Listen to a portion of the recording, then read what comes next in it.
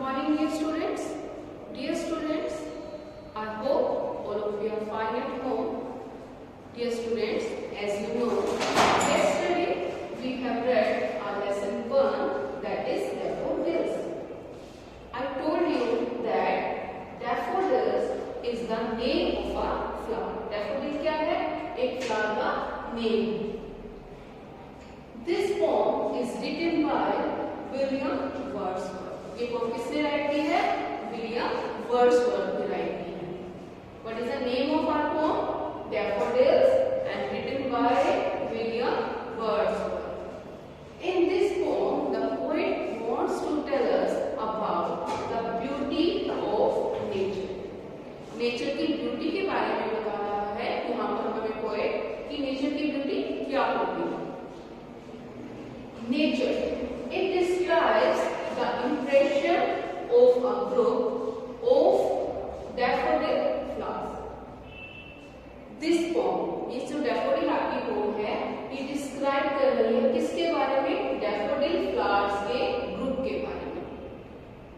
And another thing, it also describes that the nature fills our heart with pleasure even in pensive mood. यानी कि अगर आप sad mood में भी हैं तो भी जो नेचर है आपके हार्ट को किसी से भर देती है. किसी से फिल कर देती है? प्लेजर से, खुशी से, हैप्पीनेस से फिल कर देती है. So dear students, today we will discuss about this poem. Let's discuss about the daffodils. So open your books, lesson 1. Okay, dear students, now let's start again with our first poem, that is Daffodil. I told you yesterday that Daffodils is a poem and it is written by William Wordsworth. और आपको मैंने ये भी बताया था कि William Wordsworth was born on 7 April 1770 and died on 23rd April 1850. And he was an English poet. Okay, let's start with the explanation of this poem. I wandered lonely as a cloud that floats on high o'er vales and hills, when all at once I saw a crowd, a host of golden daffodils beside the lake, beneath the trees, fluttering and dancing in the breeze. I wandered. Wandered क्या होता है? To walk somewhere, इधर उधर घूमना. और cloud आपको मालूम है क्या होते हैं? बादल होते हैं. और lonely क्या होता है? अकेले. यहाँ पर पोइट क्या कह रहा है कि I wondered lonely as a cloud. मैं क्लाउड की तरह इधर से उधर अकेला घूम रहा था. जैसे कि क्लाउड स्काई में घूमते रहते हैं, वैसे ही मैं घूम रहा था. That floats on high o'er. O'er का मतलब क्या है यहाँ पर? ओवर. ओर और ओवर सेम है. Vales and hills. वेल्स क्या होता है? वैली, यानी कि जो घाटियाँ होती हैं उसको वेल्स बोला जाता है. और हिल्स क्या होता है? It is a area of a land that is not as high as a mountain. पहाड़ियाँ जिसको हम बोलते हैं.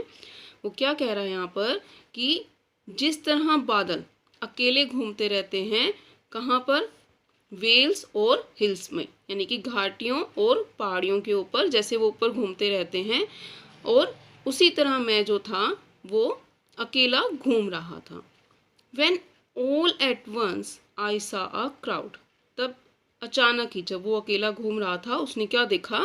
एक हर्ड देखा. क्राउड क्या होता है? हर्ड, झुंड, किसी चीज़ का झुंड उसने देखा. A host of golden daffodils. अब वो झुंड था किस चीज़ का? गोल्डन डैफोडिल्स का. जो डैफोडिल्स आपको मैंने बताया था कि फ्लावर्स होते हैं, वो सुनहरे जो कलर के थे डैफोडिल्स, उनका झुंड उसने देखा. Beside the lake, beneath the trees. Lake के किनारे पर भी और ट्रीज के नीचे पर भी, हर जगह पर उसने क्या देखा, गोल्डन डैफोडिल्स हैं, कि पेड़ के नीचे भी डैफोडिल्स हैं और लेक के किनारे पर भी डैफोडिल्स जो थे वो सारे फैले हुए थे। Fluttering and dancing in the breeze, और वो कैसे लग रहे थे? फ्लटरिंग क्या होता है? फ्लिटिंग या वाइब्रेट करना, इधर से उधर घूमना। और डांस कर रहे थे किसकी वजह से? एयर की वजह से, हवा चल रही थी और वो इधर से उधर डांस कर रहे थे। Continuous as the stars that shine and twinkle on the milky way, they stretched in never ending line along the margin of a bay. 10,000 saw I at a glance, tossing their heads in sprightly dance. Continuous as the stars that shine. क्या कह रहा है poet यहाँ पर?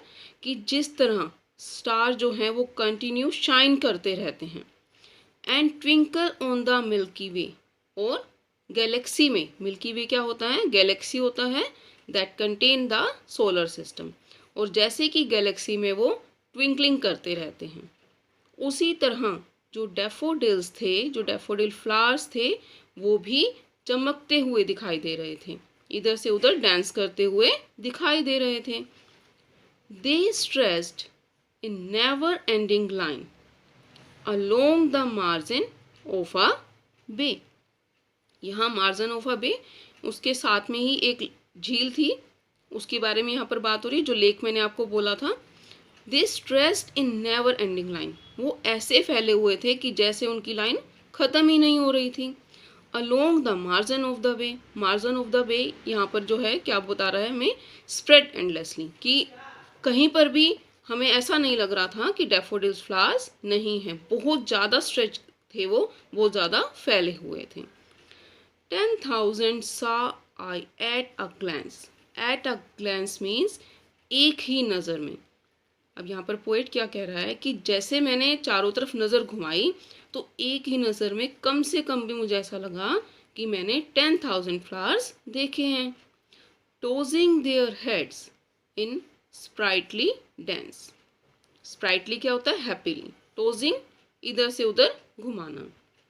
अब उसको क्या लग रहा था कि जैसे मानो वो अपने हेड को इधर से उधर टॉस कर रहे हैं और खुशी से डांस करते जा रहे हैं। The waves beside them danced, but they outdid the sparkling waves in glee. A poet could not but be gay in such a jocund company. I gazed and gazed, but little thought what wealth the show to me had brought. The waves beside them danced. अब उनके साथ साथ जो lake थी उसकी लहरें जो थी वो भी डांस कर रही थी। जो फ्लावर्स जब डांस कर रहे थे तो पोएट कह रहा है कि जो वेव्स थी वो भी उसके साथ साथ डांस कर रही थी। But they outdid the sparkling waves in glee. Glee क्या होता है? हैप्पीनेस की जब फीलिंग आती है उसके लिए ग्ली वर्ड यूज़ करते हैं। एंड आउटडिड, आउटडिड यहाँ उसने कंपैरिजन किया कि वेव्स डांस ज़रूर कर रही थी, बट उनका अगर कंपैरिजन किया जाए फ्लावर्स के साथ तो फ्लावर्स जो थे वो वेव्स से ज़्यादा खुशी से डांस कर रहे थे। A poet could not but be gay. Gay क्या होता है? जैसे केयर फ्री हो जाना। इन सच अ जोकेंट कंपनी। अब पोएट क्या कह रहा है कि जब ऐसा माहौल उसने देखा, then I gazed and gazed, बार बार उसको देखे जा रहा है उन फ्लावर्स को। बट लिटिल थॉट, तो वो क्या सोचता है? What wealth the show to me had brought. ये मेरे लिए क्या लेकर के आए थे? ऐसी कौन सी वेल्थ थी जो ये मेरे लिए लेकर के आए थे? मुझे क्या दिखाना चाह रहे थे? फॉर ऑफ्ट, ऑफन के लिए होता है। When on my couch I lie in vacant or in pensive mood, they flash upon that inward eye which is the bliss of solitude. And then my heart with pleasure fills and dances with the daffodils. For often, कभी भी, when on my couch I lie, couch क्या होता है? Sofa. अब यहाँ पर poet क्या कह रहा है कि जब भी मैं अपने सोफे पर लेटता हूँ, इन vacant or in pensive mood, कभी भी पेंसिव क्या होता है? Sad mood. कभी भी जब मैं खाली होता हूँ या उदास मूड में होता हूँ और मैं अपने सोफे पर लेट जाता हूँ, दे flash upon that inward I which is the bliss of solitude. वो सब कुछ उसकी आंखों के आगे घूमने लगता है, उसको याद आने लगता है. Which is the bliss of solitude, जो कि उसको अकेलेपन में जो है उसको खुशी देता है. अब खुशी क्या देता है? Because he is a lover of nature. तो वो सब कुछ उसकी आंखों के आगे होता है कि किस तरह जो फ्लावर्स थे वो डांस कर रहे थे, कैसे वो फैले हुए थे. And then my heart with pleasure fills, और उस समय मेरे को उदास होते हुए भी मैं खुशी से, मेरा दिल जो है वो खुशी से भर जाता है. And dance with the daffodils, और डैफोडिल्स के साथ साथ डांस करने लगता है. So students, this is our poem. अब इस पोम में पोइट ने बात किसकी की? डैफोडिल्स की. अब डैफोडिल्स क्या थे? फ्लावर्स थे. अब वो पोइट क्या कह रहा है कि नेचर जो है वो इतना अच्छा है कि जब भी आप अकेले हों, अगर आप कभी किसी पार्क में घूमने जाएं या कहीं पर भी आप घूमने जाते हैं, तो जो नेचर है, डिफरेंट फ्लावर्स हम देखते हैं, वो हमारे उदास मूड को भी, सैड मूड को भी किस मूड में चेंज कर देते हैं? हैप्पी मूड में चेंज कर देते हैं. So students, this is our poem. If you have any query, then write in the comment box. Thank you. Have a nice day.